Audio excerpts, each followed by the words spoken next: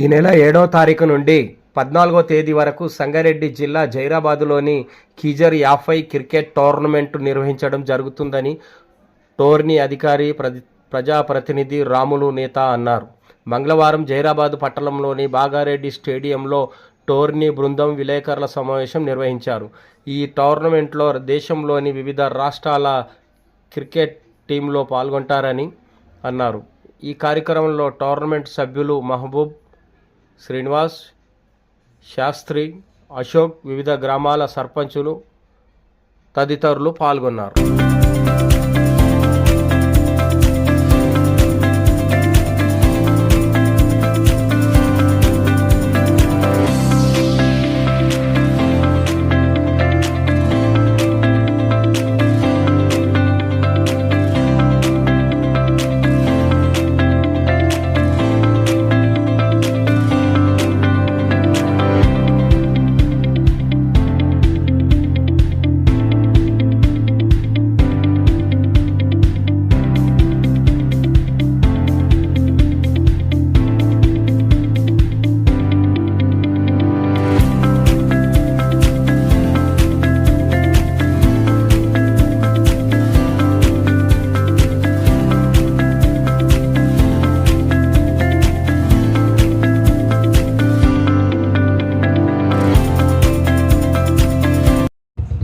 యువనేస్తం క్రీడా మహారాజా పోషకులు జహీరాబాద్ యువ కీర్తి కిరీటం గౌరవనీయులు కీజర్ 50 గారు మరి ఈసారి కూడా అంటే గతంలో కీజర్ 50 గోల్డ్ కప్ నిర్వహించారు 3 మార్లు.